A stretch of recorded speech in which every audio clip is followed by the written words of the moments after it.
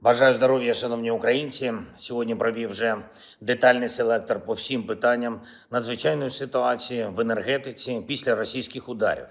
Багато завдань і надзвичайно складно після цієї ночі та влучань шахедів на Київщині. Буча, Гостомель, Ірпінь тривають роботи. Також в Одесі ліквідовуються наслідки ударів. Харків складно з електрикою для більш ніж 400 тисяч людей. Теж наслідок ударів. Всі ремонтні бригади, всі необхідні сили, все задіяно.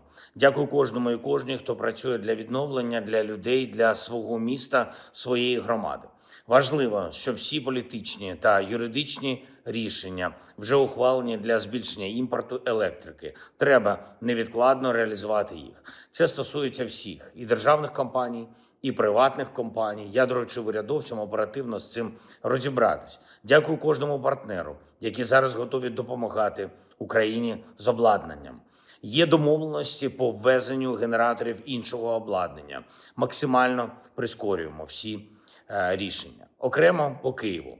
Урядові структури всі залучені. Міністерство внутрішніх справ розгорнуло додаткові пункти підтримки. Є також рішення по всьому, що може бути необхідним, включно з гарячим харчуванням для людей. Треба бути значно активніше в реалізації.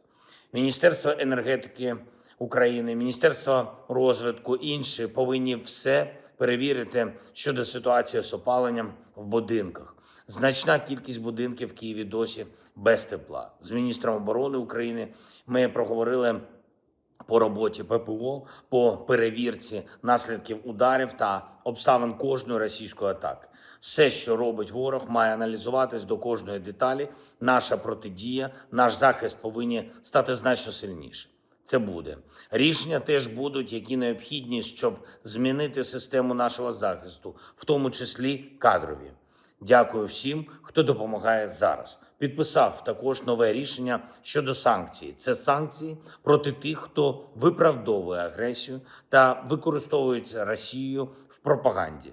Погодив і наступні санкційні кроки. Рішення незабаром. Тиск на Росію повинен зберігатись. І продовжимо працювати на синхронізацію санкцій. І не тільки рішень партнерів в нашій юрисдикції, але й українських санкційних рішень в списках партнерів.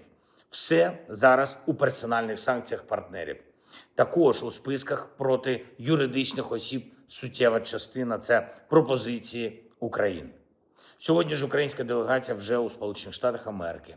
Рустем Умєров, Кирило Буданов, Давид Арахамія. Ближче до вечора, за київським часом, я очікую перші доповіді щодо зустрічі. Головне завдання для української делегації – дати всю реальну інформацію про те, що відбувається. Про наслідки російських ударів, в тому числі наслідком цього терору є дискредитація дипломатичного процесу. Люди зневірюються у дипломатії, і російські удари постійно погіршують навіть ті невеликі можливості для діалогу, які були. Американська сторона повинна це розуміти. Потрібен прогрес і щодо документів, які готувались. Україна ніколи не буде перепоною для миру. І саме від партнерів зараз залежить, чи буде розвиток дипломатії. Я дякую всім, хто з нами, хто з Україною. Слава Україні!